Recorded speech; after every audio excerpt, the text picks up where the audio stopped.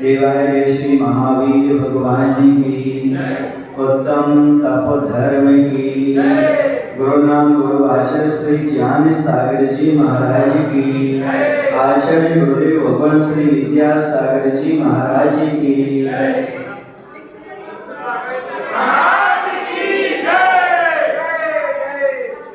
आज का दिन उत्तम तपोधर्म का है। तप का अर्थ होता है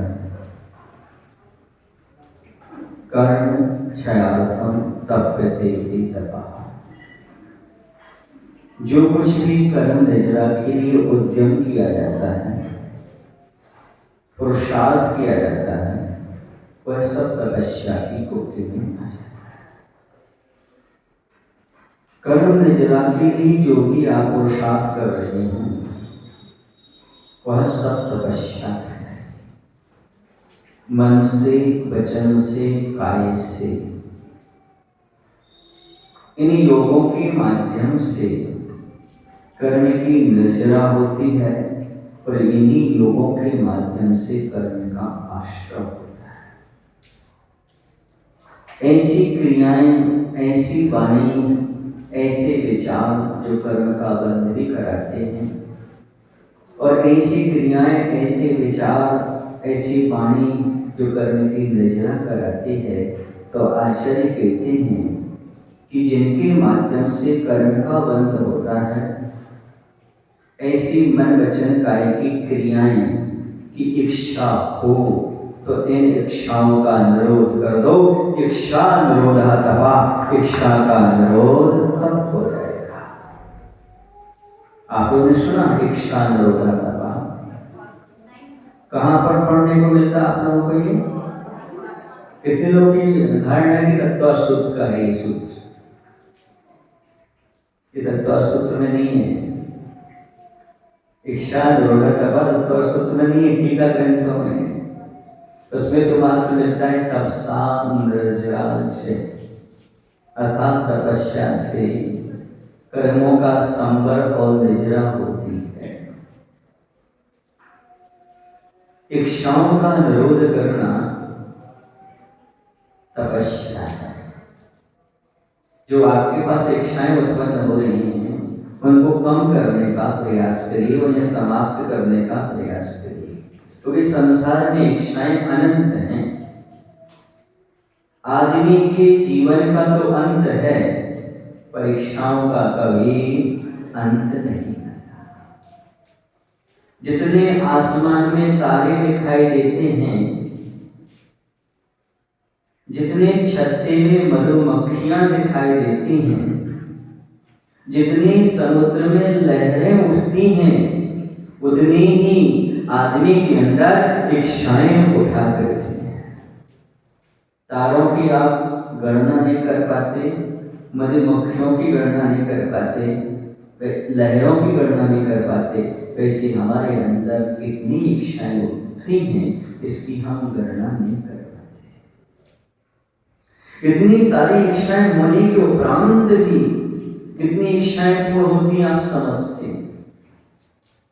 एक आध दो इच्छाएं पूर्ण होती हैं, उठती हजारों हैं, एक आध हो जाए तो बड़ी बात है। जैसे एक महीने में 30 रात्रियां होती हैं औसत निकाल करके, लेकिन उसमें पूर्णिमा कितनी आती है? एक महीने में कितनी? इससे लगा लो थोड़ा सा। एक महीने में कितनी आएगी? एकमात्र, दो कहां से हो जाएगी? एक अमावस्या है कि पूर्णिमा है। तो ये जैसे महीने में 30 रात्रियों में मात्र एक पूर्णिमा होती है, वैसे ही 300 इच्छाओं में एकाध इच्छा आदमी की पूर्ण हो जाए तो बहुत बड़ी बात है। जैसे हर रात्रि पूर्णिमा नहीं होती, ऐसी हर इच्छाएं कभी आदमी की पूर्ण नहीं होती। फिर भी संसारी प्राणी इच्छाओं को पूर्ण करने में लगा रहता है। इच्छाओं की तासीर को जब तक नहीं जानेंगे, नहीं समझेंगे, तब तक इच्छा पूर्ति करने वाले दुखी ही रहेंगे, कभी सुख का अनुभव नहीं कर सकते।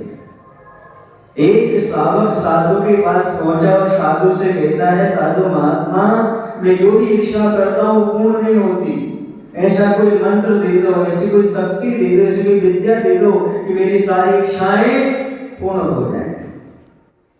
संत ने उसकी बात को सुना और कहा, देखो वो बाल्टी रखी है, वो बाल्टी उठाओ, उस सामने कुएं से पानी भरो, वो बाल्टी पूरी भर करके हमारे पास लाओ। वह व्यक्ति गया और जाकर के उसने दूसरी बाल्टी से पानी खींचा, उस बाल्टी में पानी डाला, एक बाल्टी डाला, दूसरा खींचने को गया, तब तक बाल्टी खाली। दूसरी बार डाला, बाल्टी खाली हुई। उसने पलट कर देखा तो पेंदी ही नहीं थी बाल्टी।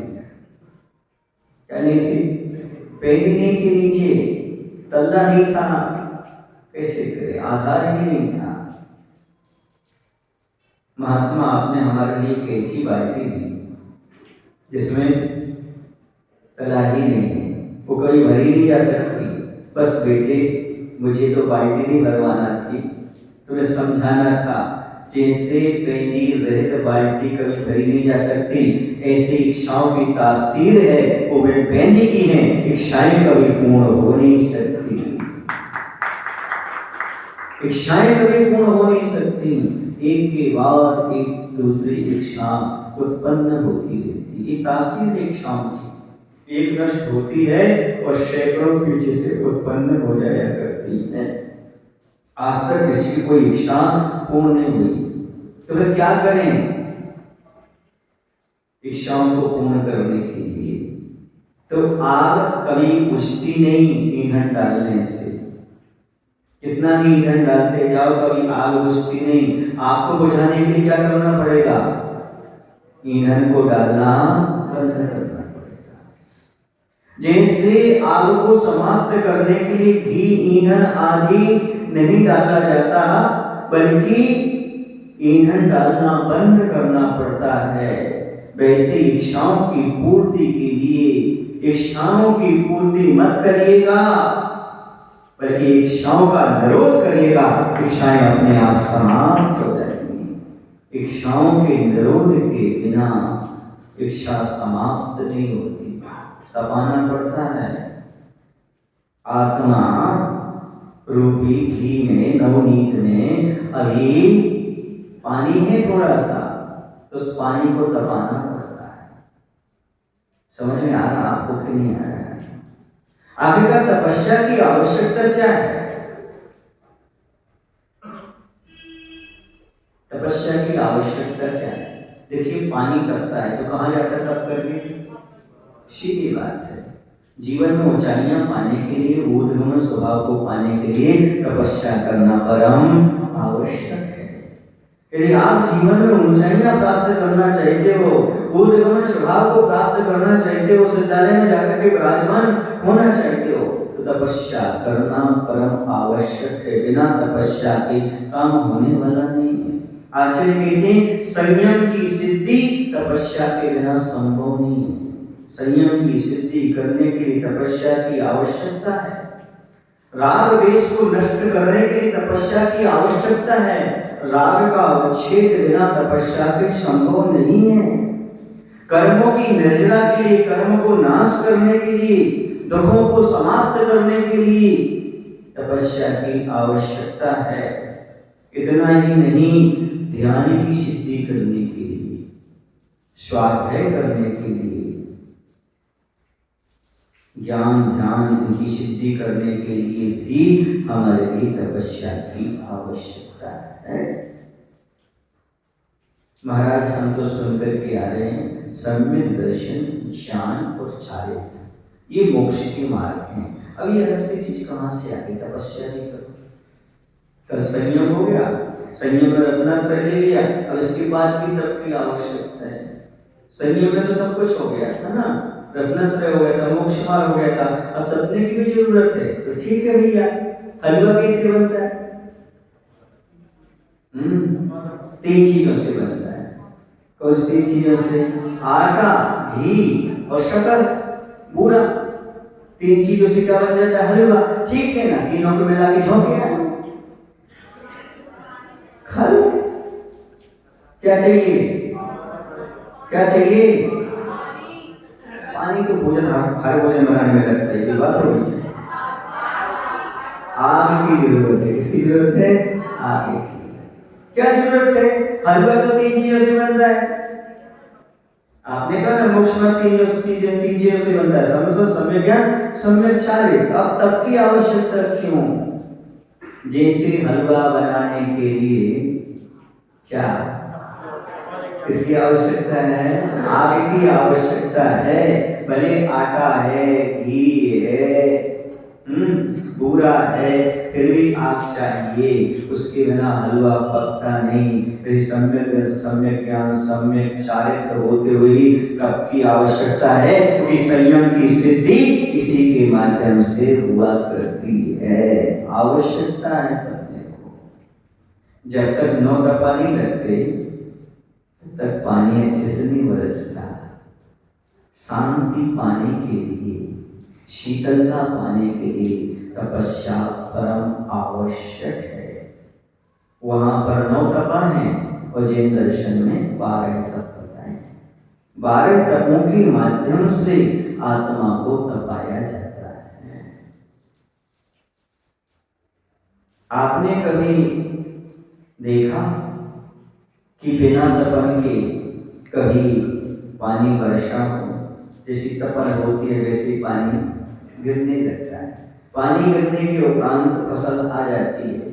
फिर फसल जब पकती है, जब तेज धूप निकलती है, उसको पकने के लिए भी आवश्यक है, तेज धूप की आवश्यकता पड़ती है। तेज धूप के बिना वह फसल भी नहीं पकती। अच्छा, पकवान कैसे बनते हैं? पकवान कैसे बनते हैं? बिना पके कभी कोई भी अनाज क्या नहीं बनता? पकवान नहीं बनता। वैसे बिना तपस्या के कोई आत्मा भगवान नहीं बनता। पकवान का आनंद लेने के लिए अग्नि की आवश्यकता है, तपाने की आवश्यकता है। इसी भगवान बनना है तो हमारी तपस्या की आवश्यकता हुआ करती है। बिना उसके हम भगवान नहीं बन सकते। ये जरूरी है। आप लोगों ने कभी पूरी बनाई कि आधी बनाई? पूरी बनाई। पूरी कैसे बनती है? लोई होती ना, लोई लोई लोई लोई समझते हो ना? लोई को पी और खा लो। नहीं, क्या करना पड़ता है? उसको तपना पड़ता है। लोई तो अधूरी है और जब तप जाती तो पूरी बन जाती। समझ गए ना? ऐसे भी आपकी जिंदगी अधूरी है, तपस्या अपनाओ, पूरी जिंदगी बन जाएगी। अधूरी से पूरी बनाने के लिए, जैसे लोई से पूरी बनाने के लिए तपस्या की आवश्यकता है, अग्नि की आवश्यकता है, वैसे इस अधूरी जिंदगी को पूरी बनाने के लिए तपस्या की आवश्यकता है। अभी आप अधूरे में जी रहे हैं, पूरी में नहीं। लोई है, लोई लोई, उसका कोई स्वाद नहीं है। स्वाद तो उसमें है जब तब करके पूरी बन जाती है। बड़ा बड़ा बनना है आप लोगों को। बड़ा कैसे बनता है? कैसे बनता है बड़ा भाई? बड़ा ऐसे बनता है, सीधा तपाना कहते हैं लोगों ने। तो बस ठीक है, तो मूंग दाल को डाल दो, उड़द दाल को डाल दो, बन जाए। ऐसा नहीं होता। पहले उसे फुलाना पड़ता है। हाँ, मुलायम हो पहले, मुलायम कोमल पड़ो, फूलो, मृदुता आए, अहंकार कम हो, तब जाकर के घसलट्टर पर पिसना पड़ता है। तब रग रग में मिर्ची घुलती जाती है। बनना चाहते हो बड़ा बड़ा मिर्ची, नमक नहीं, अभी नमक नहीं डाला जाता, खाने में गड़बड़ हो जाएगा। हाँ, ये मत समझना कि हमने बनाया नहीं, चलो खाओ दिए तो महाराज बन गए, सब समझना, सब तड़का करके महाराज बने। अभी नमक नहीं, अभी मिर्ची भुनती जाती है। इससे मिर्ची भुनने के बाद फिर उसको आकार दिया जाता है। आकार देने के बाद फिर कढ़ाई में डाला जाता है। मिर्ची और तेल के भगवान वो भी रग रग में भरेगा। जब मिर्ची भी रग रग में और तेल भी, मिर्ची उपसर्ग हो गया और तेल परिसर हो गए, ये दोनों मिलते हैं तब बड़ा बनता है। सब कुछ सहन करना पड़ता है। तपस्या ऐसे नहीं होती, तपस्वी के साथ इस प्रकार का जीवन लेता है। हलवा बना दिया, बड़ा बना दिया, पूरी बना दी, महाराज आज उपवास है, उन लोगों का ऐसी बातें क्यों कर रहे आप? एक आसन है तो अनाड़ी को अनाड़ी की भाषा में तो समझाना ही पड़ेगा कि तपस्या का महत्व जब आपके गृहस्थ जीवन में इतना है तो मोक्ष मार्ग तो तपस्या के बिना प्रारंभ ही नहीं होता। आचार्य श्री जी ने बताया कि हमारे जीवन की शुरुआत तो तपस्या से हुई। आचार्य श्री जी स्तव निधि क्षेत्र पर थे दक्षिण में, वहां से आचार्य ज्ञान सागर जी के पास राजस्थान पहुंचे तब उनके ट्रेन में 2 उपवास हुए थे। कितने उपवास हुए थे? तो गुरु के पास पहुंचने से पहले तपस्या हो गई उनकी। इसलिए लगता है आज वर्तमान में सबसे महान तपस्वी आचार्य भगवान उनकी शुरुआत ही तपस्या से हुई। मुक्तागिरी में लगातार 9 उपवास की साधना तपस्या, ये अपने आप में महत्वपूर्ण है।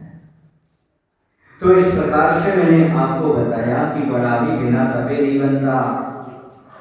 अच्छा ये बताओ, जिससे आप दीपक जलाते हो वो क्या है? घी। घी कैसे बनता है? सीधी बात, एक चीज सीख लेता बात उसको कुछ नहीं सीखा। पहले दूध को जमाना पड़ता है, तो वैसे जमाना खराब है, वैसे आज का जमाना खराब है, फिर भी दूध को जमाना है। और फ्रिज का जमाना है कि जमाना फ्रिज में यही नहीं पता। दूध को पहले जमाया जाता है, दही बन जाता है, दही को फिर उसका मंथन किया जाता है, मथना पड़ता है, भिगोना पड़ता है। उसके भिगोने के बाद वह क्या होता है? भिगोते समय उसमें एक मथानी होती है। मिक्सी के जमाने की बात नहीं कर रहा हूँ, मथानी में 12 फूल रहे थे नीचे। कितने? 12 फूल। सुन रहे हैं? जो मथ जाता, मथने के बाद आ जाता है। एक बार ऐसा हुआ, सुनने नहीं बहू थी, वह बिलो रही थी, बिलोती बिलोती ऊपर ऊपर क्या तैरने लगा? मक्खन। क्या तैरने लगा? मक्खन। तो कहती है सासू माँ से, माँ माँ मक्खन तैरने लगा। बोले ऐसा नहीं बोलते बहू रानी, तुम्हारे ससुर को नाम है। उसने दूसरे दिन बिलोया, बिलोने के बाद फिर मक्खन आया। उसने कहा माँ माँ पिताजी तैर रहे हैं। क्या है? तो क्या तैरता है ऊपर ऊपर? नवनीत आ जाता है। नवनीत आने के उपरांत फिर क्या होता है? नवनीत को सीधा आग में रख देते हैं। पात्र रखते हैं। अच्छा, पात्र में रखने के बाद उसे तपाते हैं। तपने के बाद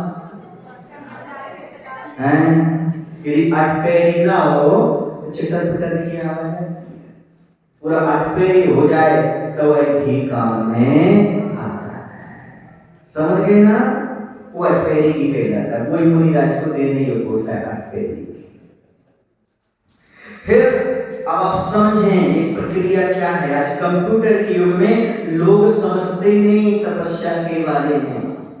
तपस्या का जीवन को समझाने के लिए कहना चाहता हूं, जैसे दूध से घी बनने की प्रक्रिया है, वैसे ही आत्मा से परमात्मा बनने की प्रक्रिया है। जो दूध है वह मिथ्या दृष्टि जैसा है, उसमें कोई चिकनाहट नजर नहीं आती। अच्छा ये बताओ, घी कहां से आता है? मनीष मोदी के यहां से नहीं पूछ रहा हूं, घी कहां से आता है ये पूछ रहा हूं। दूध से। कितनों ने दूध में घी देखा? लोग कहते हैं कि महाराज जब आत्मा दिखती नहीं तो हम कैसे विश्वास करें कि शरीर में आत्मा है? तो दूध में घी भी तो नहीं दिखता। जैसे आप दूध में विश्वास कर लेते घी है, वैसे विश्वास करो इस शरीर के अंदर आत्मा विद्यमान है। फिर जैसे आपने जमाया वैसे जमाओ। क्या जमाओ?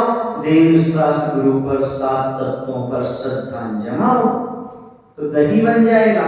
दही हो गया सम्यक दृष्टि। दूध मिथ्या दृष्टि, दही हो गया सम्यक दृष्टि। फिर क्या करो? बिलो करके क्या करना? 12 पंखुड़ी हैं, वो 12 भावनाओं की प्रतीक है, उनको बिलो। फिर क्या करो? एक रस्सी रहती ना, कितनी रस्सियां रहती बिलोने के लिए? 2। ये तो मूर्खता है। 2 रस्सी होगी तो मट्टी कहीं जाएगी, तुम कहीं जाओगे। रस्सी तो एक होती है, एक ओर होता है, दूसरा छोर होता है। ऐसे ही बंधुओं, मोक्ष मार्ग 2 नहीं है, व्यवहार और निश्चय। एक ओर है, दूसरा छोर है। और संसारी प्राणी कहता है हम व्यवहारिक को नहीं मानते, दूसरा कहता हम निश्चय को नहीं मानते। आचार्य कहते दोनों की मित्रता है। कभी व्यवहार को ढील देना पड़ती है तो कभी निश्चय को ढील देना पड़ती है। कभी व्यवहार को खींचना पड़ता है, कभी निश्चय को खींचना पड़ता है। समझ में आ रहा आपको? तब बतानी होती। व्यवहार और निश्चय की रस्सी के माध्यम से 12 भावनाओं की बताने के माध्यम से मुनि महाराज क्या करते हैं? मंथन करते हैं। जब मंथन की प्रक्रिया चल रही होती है ना, शुरुआत होती है, वो अनुवर्ती की है। अनुवर्ती का थोड़ा सा होता है, लेकिन जब तैर करके ऊपर नवनीत आ जाता है, वो परिणति मुनि महाराज की होती है। अनुवर्ती हो गया, महावर्ती हो गया। अब यहां पर प्रश्न उठता है महाराज कि आत्मा को परमात्मा बनाना है तो शरीर को तपाने की क्या आवश्यकता है? और आप लोग मानते भी हैं कि आत्मा अलग है और शरीर अलग है ना? समझ में आ रहा आपको कि नहीं? सुधीर अलग है और सजल अलग है। एक को सुधारना तो दूसरे की पिटाई क्यों? ये समझ में नहीं आया। सुधारना आत्मा को है, वह पिटाई किसकी हो रही है? शरीर ने। ऐसा क्यों? तो इसका उत्तर ये है कि नवनीत को हमें गर्म करना है तो आग में डाल दिया जाए, फिर क्या लाओगे? बर्तन की क्या जरूरत? बर्तन को तपाना है कि नवनीत को तपाना है? तो बर्तन का क्या दोष बेचारे का? इस शरीर का क्या दोष? आत्मा को तपाना है, शरीर का क्या दोष? याद रखो, बिना बर्तन के कभी नवनीत पक नहीं सकता। वैसे बिना शरीर को तपाए आत्मा निखर नहीं सकती। आत्मा को निखारने के लिए बहुत जरूरी है। दूसरी बात बता दूं आपको, आत्मा से परमात्मा बनने की प्रक्रिया में तपस्या की कैसी आवश्यकता है? जैसे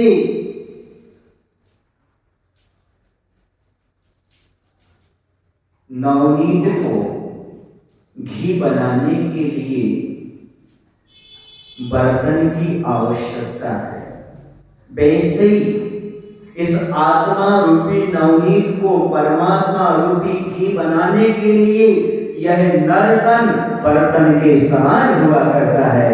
ये नर्तन बर्तन के समान होता है। इस नर्तन के बिना और कोई बर्तन नहीं है इसके सिवा कि हम अपनी आत्मा को परमात्मा बना लें। एक औदारिक शरीर ही है जो बर्तन है जिसके माध्यम से आत्मा रूपी नवनीत को हम परमात्मा रूपी घी बना देते हैं। फिर क्या करते हैं, उसको तपाते हैं। तपते तपते तपते पहले के जमाने में चूल्हे पर तपाते थे तो कढ़ाई को क्या करते थे, पीछे से कोमल लगा देते थे। क्या कहते, माजन माजन क्या कहता था, राख चिपका देते, थोड़ी सी भड़का देते थे गीले करके, करते थे नहीं।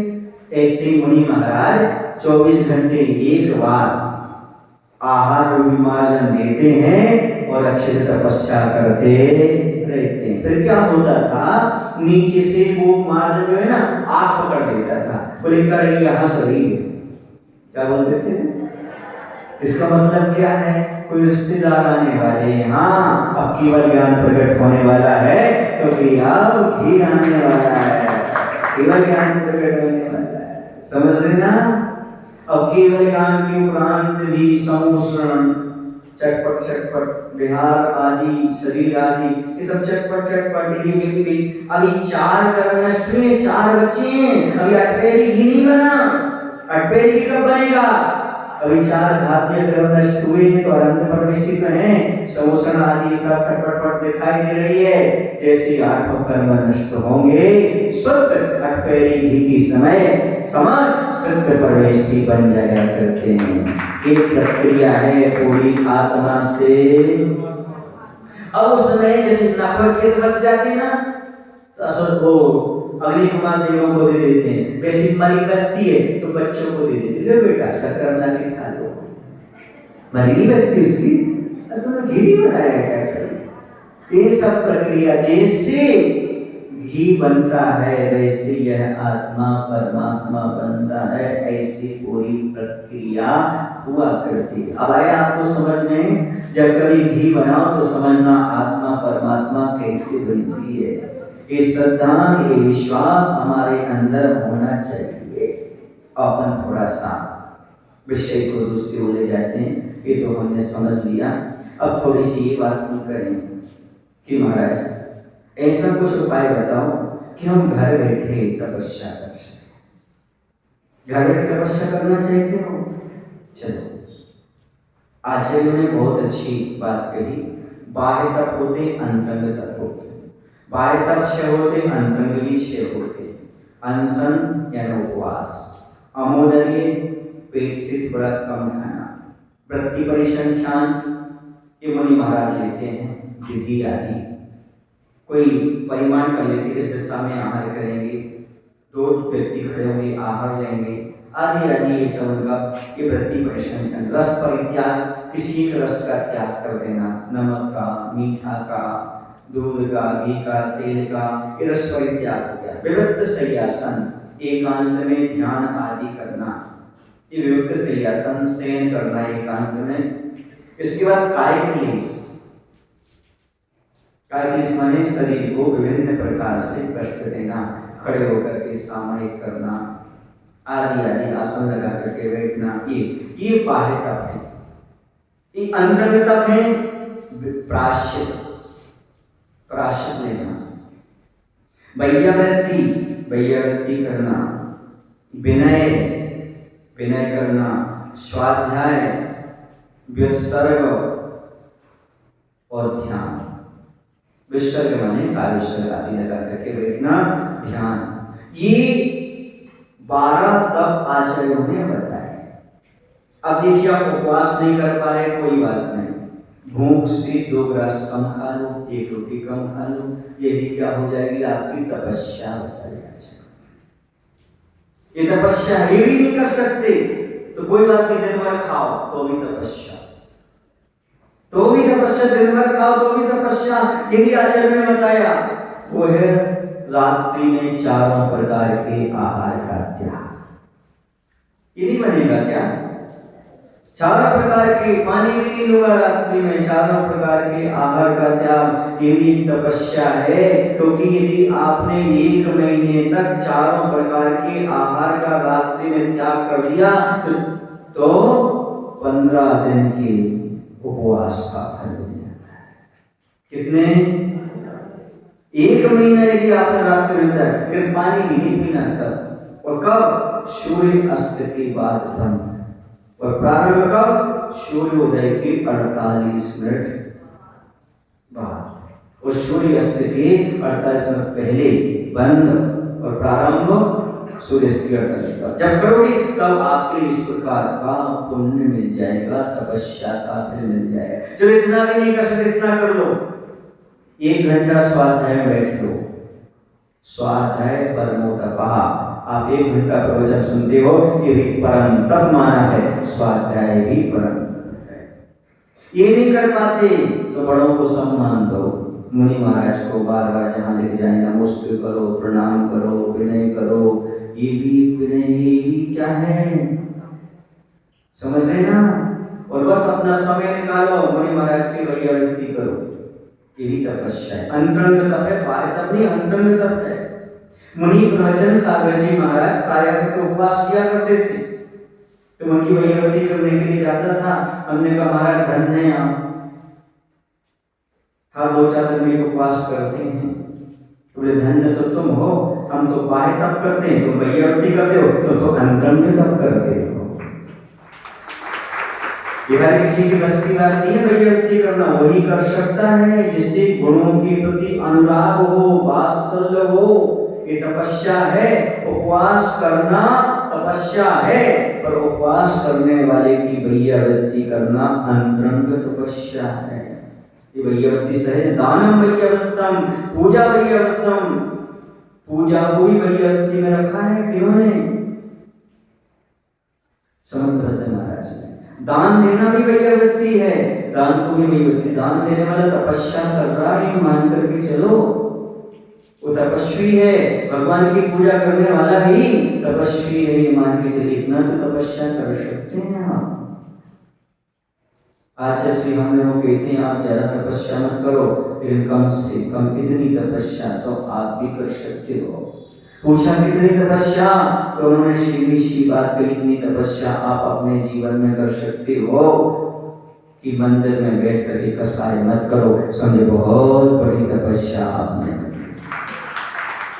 मंदिर में बैठे हैं, कसाई नहीं कर रहे, घर में ध्यान कर रहे हैं, ये भी बहुत बड़ी तपस्या है। आज वर्तमान में ये तपस्या देखने को नहीं मिलती। लोग मंदिर में तो रहते हैं, लेकिन क्या करते हैं आपको पता है? सम का परिणाम रखना सबसे बड़ी तपस्या है। कोई परिस्थिति जीवन में आ जाए, प्रत्येक परिस्थिति में सम का भाव रखना, ये भी अपने आप में तपस्या है। क्योंकि आचार्य कहते किम का हरिवन वासो काय क्लेशो विचित्तो उपवासो अजैनम मोह बहुड़ी समनारयस समनश्यो। कहते हैं कि चाहे तुम वनवास कर लो, वन में जाकर के रह लो, चाहे खूब विचित्र काय क्लेश कर लो, आप खूब शरीर कष्ट दे लो, चाहे विचित्र उपवास हो, 15-15 दिन के महीने को उपवास कर लो, और चाहे पूरी जनवाणी का स्वाध्याय कर लो, मौन साधना कर लो, लेकिन इस सम का परिणाम नहीं है तो इनका कोई मायना नहीं। हर परिस्थिति को समता से सहन करो, इससे बड़ी और कोई तपस्या नहीं हुआ करती। आचार्य जी कहते हैं कि बाहर का टेम्परेचर कुछ नहीं करता, बाहर की परिस्थितियां कुछ नहीं करती, यदि हमारे अंदर का मन अच्छा है तो। आज इसने एग्जाम्पल दिया, बहुत सटीक एग्जाम्पल दिया। आज इसने कहा कि बाहर चाहे माइनस में हो टेम्परेचर, चाहे 49 पर हो, लेकिन आपका 98 होना चाहिए। कितना होना चाहिए? आपका शरीर के लिए कितना टेम्परेचर चाहिए? आपको कोई बुखार नहीं आएगा, लेकिन बाहर जो है ना वह 49 पर है, लेकिन आपको ठंडी लग रही है। क्यों लग रही है? अंदर का टेम्परेचर गड़बड़ा गया। ऐसा क्यों होता है? इसलिए अंदर के टेम्परेचर को मेंटेन करो। समता परिणाम अंदर का टेम्परेचर है उसे 98 पर रखो। बाहर कितनी भी दर्पण आ जाए, कितने अवसर परिचय आ जाए, कुछ भी प्रभाव पड़ने वाला नहीं है। मात्र हमारे अंदर का टेम्परेचर। जो तपस्वी होते हैं वो मनस्वी भी होते हैं। मनस्वी समझते हो? जो मन में सकारात्मक सोच रखते हैं, जो ऊंची सोच रखते हैं, सबके कल्याण की भावना रखते हैं, वो मनस्वी होते हैं। मनस्वी ही तपस्वी होते हैं या तपस्वी नियम से मनस्वी होते हैं। देखो ना, आचार्य भगवंत के प्रति लोग कितना क्या नहीं बोल देते, कितनी पत्रिकाओं में नहीं छप जाती, फिर कभी कोई जवाब नहीं देते। सकारात्मक सोच, समता परिणाम, धन्य ऐसी तपस्या। उपवास करना बहुत सरल है, पर किसी की गाली सुनकर के मौन रहना बहुत कठिन है। ये तपस्या महत्वपूर्ण है। इस तपस्या को कोई मेहनत नहीं करना पड़ता। सच्चा तपस्वी दर्पण के समान होता है। ऐसा होता है सच्चा तपस्वी दर्पण के समान होता है। जैसे दर्पण के सामने कोई रोता आ जाए, कोई हंसता आ जाए, अर्थात कोई गाली दे, कोई प्रशंसा करे, दर्पण को कोई असर नहीं पड़ता। न कभी वो रोता है और न कभी वो हंसता है। ऐसा तपस्वी होता है। और सामने आ गए, दिख गए और चले गए तो दर्पण से हट गए। ऐसा फ्लैश चमक गया, फोटो नहीं खींची, आज सीधे दोनों वास्ते आशीर्वाद दिया कि फ्लैश चमकी बेटा, फोटो नहीं, फोटो अलग होती, फ्लैश करो। छोटी बच्ची उड़न करते ना तो फ्लैश खींचती, हाँ इसको लोग तो सर आप तो देख लिया, हमारी तरफ देख करके आशीर्वाद दिया था, अब जैसे हमें पहचान गए।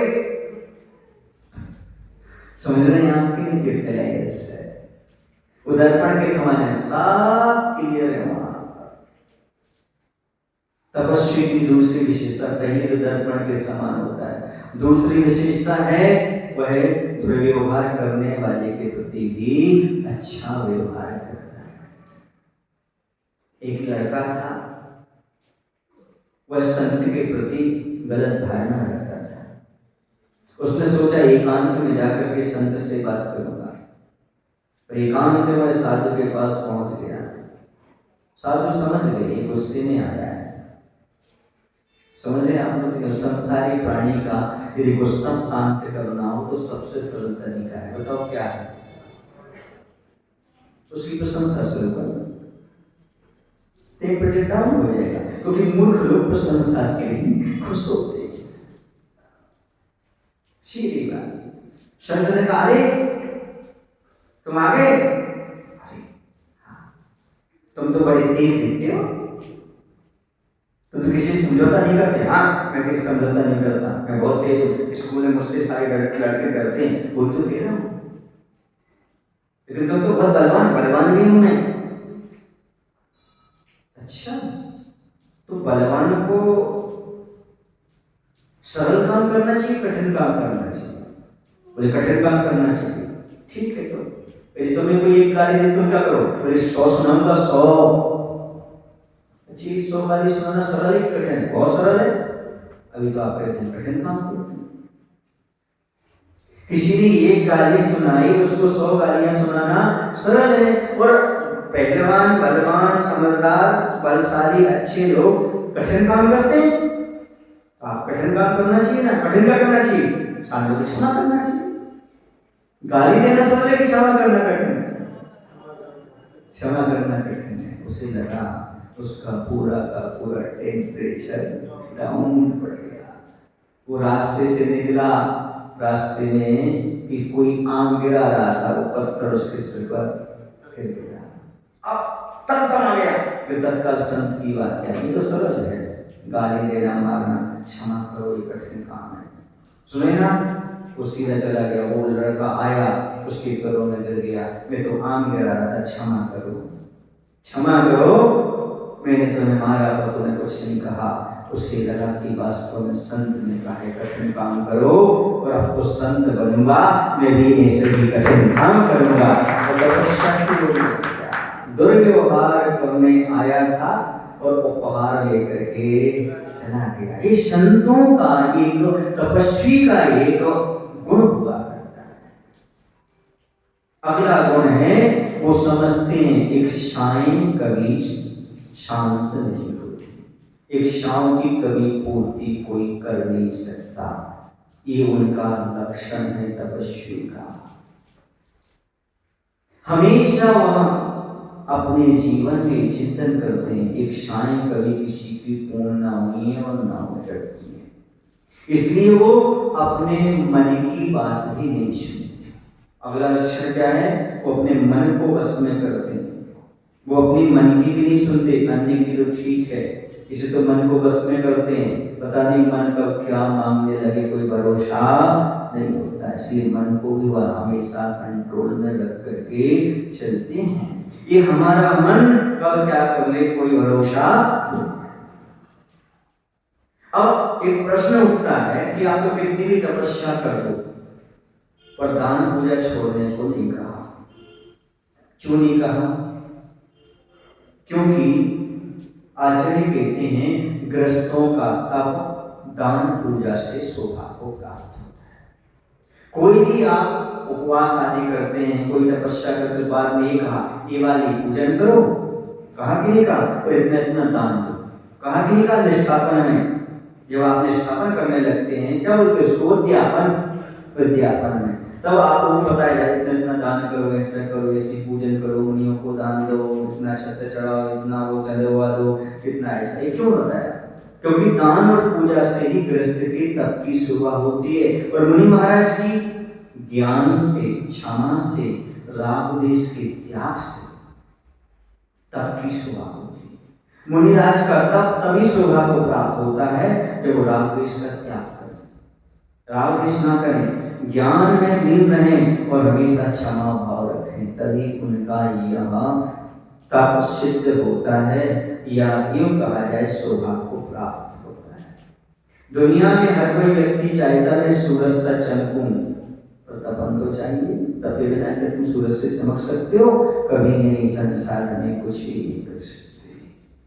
तपस्वी इस संसार के सुख को नकली समझता है, असली नहीं समझता है। और आप लोग इस संसार के सुख को असली समझते, इससे दुखी हो जाते हैं, छूट जाता है, ऐसा हो जाता है। उन्हें छोड़ने में दिक्कत नहीं, नकली। एक उदाहरण दे रहा हूं आपको। एक गरीब व्यक्ति था, उसकी पत्नी हमेशा कहती रहती थी हमें कोई सोने की चीज तो दिला दो। पड़ोसन के पास सोने की सब चीजें, हमें का चेन हार कुछ तो दिलवा दो सोने की। गरीब आदमी पत्नी की इच्छा पूरी करना हो गया और बाजार से एक हार लेकर के आया। पत्नी ने देखा, कभी उसने इतना अच्छा चमकीला हार नहीं देखा था पहना, और पहन के बहुत खुश, हमारे पति ने इतनी मेहनत करके हमें सोने का हार दिलाया। लेकिन उसकी खुशी कुछ ही दिन रह पाई, उसका हार जो था वह गुम गया, वो रोने लगी। पति हंसने लगे, बोले चिंता मत करो, हम दूसरा ला देंगे। आप इतनी सहजता से दे रहे हो सोने का? बोले तुम सोने की समझ रही थी, हम तो बिलेट को लाए थे, तो सोने में से पानी चढ़ो। सोने आया वो क्यों मुस्कुरा रहा है, उसे गम क्यों नहीं है पति को? तो उसे पता है असली नहीं है। पत्नी क्यों दुखी है? वो असली समझ रही। ऐसी बंधु दुनिया छोड़ते समय तुम्हें दुख होता है कि तुम असली समझते हो, हम संतों ने नकली समझाए, इसे छोड़ने में कोई दिक्कत नहीं होती। इस संसार की सुख कभी असली नहीं है, मान रखें। इनसे कुछ भी सार्थक शब्द निकलने वाला नहीं है, सार्थकता होने वाली नहीं, इसलिए से समझने का प्रयास करो। आचार्य रोगन कहते हैं विषयों से क्यों खेलता, देता मन का साथ, बामी में क्या डालता, भूल कभी निज हाथ। विषयों से खेलने का अर्थ है बामी में हाथ डालना। बामी में हाथ डालना तो क्या होगा? क्या काटेगा? हाँ, ऐसे ये सांप के समान है, इनसे बचने का प्रयास करो बंदो। तपस्या के लिए सामान्य अर्थ हम समझे, तपस्या करते अपने जीवन रूपी अंगर पत्थर को प्रज्ञा की छेनी से भली प्रकार आगम के अनुसार तराशना, यही वास्तव में तपस्या मानी जाती है। एक बार मार्बल का टुकड़ा मार्बल के पत्थर की मूर्ति से बोला, तुम्हें लोग पूछते हैं हमारे ऊपर पैर रखते, तुम भी मार्बल हम भी मार्बल, एक ही जाति की, एक ही प्रजाति की, एक ही रंग की, सब कुछ एक होने के बाद हमारे ऊपर पैर रख करके निकल रहे हैं, तुम्हारी पूजा कर रहे हैं, तुम्हारी बात पूजा कर रहे हैं। तो मूर्ति कहती है उस समय याद करो जब हम दोनों तराशे जा रहे थे, जब तराशे जा रहे थे उस समय याद करो, जब तुमको तराशा गया था तुम टूट गए और हमें तराशा, हम मजबूर बने इसलिए मूर्ति बन गए। तो तुम मूर्ति को इसलिए नहीं पूजा जाता कि उसमें देवता का वास होता है, मूर्ति को इसलिए पूजा जाता है उसमें तराशे जाने का दर्द सहा है। तराशे जाने का दर्द मोक्ष मार्ग में हर क्षण तकलीफ है, क्योंकि साधु का जीवन तो एक अलग ही जीवन है। फूल कैसा होता उनका जीवन, कैसा होता साधु का जीवन, फूलों के जैसा होता है। एक दिन मैंने फूल से पूछा, फूल तेरा आधार क्या है? बोले साधु तेरे जैसा है। मैंने कहा कैसा है? बोले कांटों में खिल जाता हूँ और शेष पर मुरझा जाता हूँ। नहीं आया समझ में, समझ में आना चाहिए। सेज पर माने आप फूल को तोड़कर सेज पर रख दो, क्या हो जाए? मुरझा जाए। और कांटों के बीच में ऐसे जो मुनि महाराज फैसिलिटी में आ जाते हैं उनका संयम मुरझा जाता है। जो सर परिचय कांटों में रहते हैं वो हमेशा खिल जाया करते हैं। देखो कैसा नया नवेला, जब हम लोग नई दीक्षा हुई उस समय लोग आकर के कुछ बातें करते थे, उनकी बातों को मैंने संजोया है। नया नवेला था, छोटी छोटी उम्र थी। देखो कैसा नया नवेला, फूल खिला है एक अलवेला। देखो कैसा नया नवेला, फूल खिला है अब एक अलवेला। खुद में रखता एक अंदेशा, सबको देता एक संदेशा। खुद में रखता एक संदेशा, सबको देता एक संदेशा। साधु जीवन होता ऐसा, सूल बीच में फूलों जैसा। साधु जीवन होता ऐसा, सूल बीच में फूलों जैसा। सेज मिले तो मुरझाता है, कांटों में वह खिल जाता है। सेज मिले तो मुरझाता है, कांटों में वह खिल जाता है। आया समझ में साधु का जीवन? बस मैं आपसे ये कहना चाहता हूं कि अब जब साधु को देखते हैं तो आपके मन में क्या भाव आता है? कितनी तपस्या है, सर्दी गर्मी उपवास ये सब सहन करते हैं। बोलो ना, यही मन में विकल्प आता है ना। लेकिन आपने कभी जाना नहीं साधु कितना आनंद आता है। साधु का आनंद आपको पता नहीं। और हम जब आपको देखते तो हमारा ये चिंतन आता है, आपकी संपत्ति नहीं दिखती, आपका और कुछ नहीं दिखता, वाह ये दिखता है। कितने दुखी हैं, रात के इसमें पड़े हुए हैं, कर्म का बंद कर रहे हैं, कितना आनंद है। अब साधु को देखकर कभी मत सोचना ये कितने उपसर्ग पे से सहन कर रहा है, ये देखना ये कितने आनंद में अपना जीवन व्यतीत कर रहे हैं। फूल कांटों से घिरा है, ये सोचते हो कि कांटों के बीच में भी फूल खिला है। घेरा है और खिला है, दोनों में अंतर है। नकारात्मक सोच वाला यही कहेगा कि फूल कांटों से घिरा है, उस सकारात्मक सोच वाला कहेगा कि कांटों के बीच में भी खिला है। सुन रहे आप लोग कि नहीं? लोग बड़े प्यार से गुलाब कहते हैं, क्यों कहते हैं? कांटों के बीच में भी खिला है, मुस्कुरा रहा है, कितना खुशमिजाज है, इसलिए लोग प्यार से उसे बोलते गुलाब है। खुशमिजाज जीवन है, गुलाब होकर के भी हुआ सुबह खिलता है, शाम ढले मुरझा जाता है, पर हर किसी के चेहरे पर मुस्कान बिखर जाता है, मुस्कान बिखर जाता है। ऐसे गुरु महाराज मंद मंद मुस्कान सदा चेहरे पर बिखरी रहती है। एक तपस्वी का लक्षण है हमेशा प्रसन्नता बनाए रखना, चेहरा मुख मुद्रा हमेशा खिला रहता है। ये सब भेद विज्ञान का परिणाम है। भेद विज्ञान के मालूम पड़ता है कि हमारी साधना जो भेद विज्ञान के साथ तपना होता है वही तो उत्तम तप है, वही तो तपस्या मानी जाती है। ये भेद विज्ञानी के अंदर ही ऐसा तत्व आ सकता है कि वह सब कुछ करते हुए आनंद का अनुभव कर सके, आनंद का अनुभव ले सके। आचार्य ने कहा भी है कि वर्तमान का उपयोग करो। वर्तमान में जो आपको मिले, मत सोचो हम बड़ी बड़ी तपस्या कब करेंगे। जो वर्तमान है उसमें जैसा चाहे व्रत का पालन करो। बीता कल इतिहास है, आने वाला भविष्य है, वर्तमान में छिपा रहस्य है, इसलिए वर्तमान का सबसे अधिक महत्व है। वर्तमान में जैसा तप त्याग कर सको, थोड़ा थोड़ा तप त्याग आपके लिए करना चाहिए। अब थोड़ी सी बात अपन और चलते हैं, आज थोड़े से अपन लेट थे, समझ गए ना?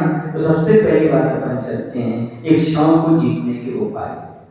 इच्छाओं को जीतने का उपाय है संतोष धारण करना, इच्छा पूर्ति करना छोड़ देना, इच्छाओं के दास न बने, मालिक बन करके रहें, तृष्णा का त्याग करें और मन को वश में करें।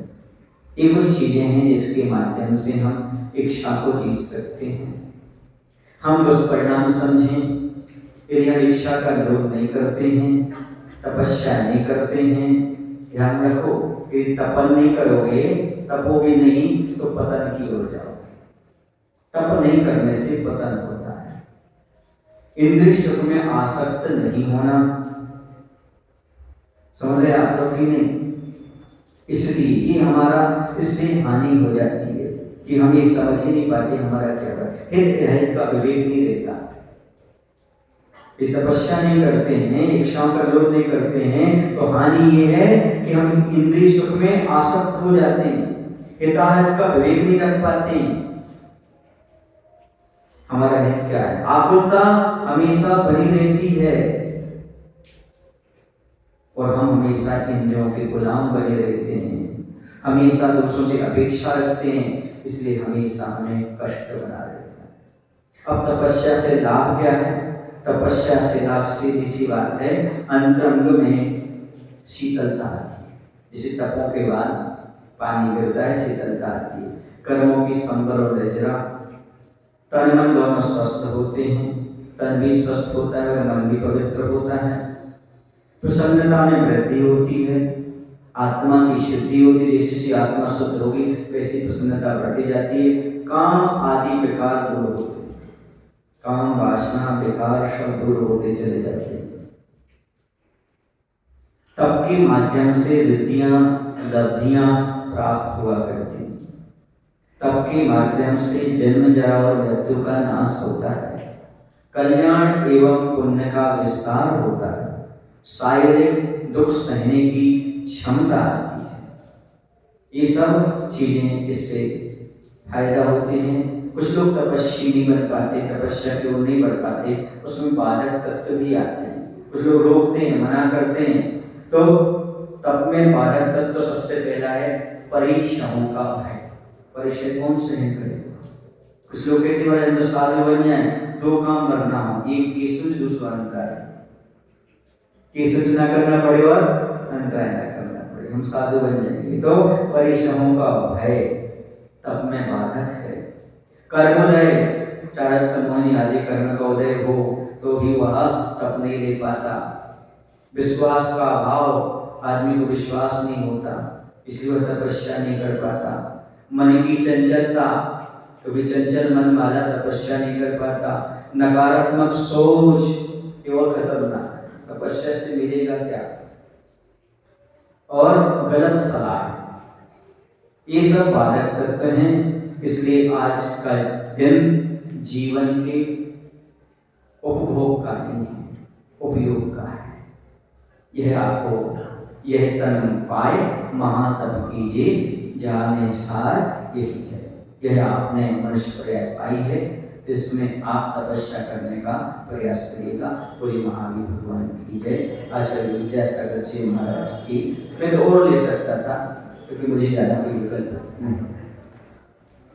हे प्रभु, हम सभी को इतनी शक्ति, इतनी बुद्धि देने की कृपा करो ताकि हम अपने जीवन में कुछ तो तप त्याग को अंगीकार कर सकें।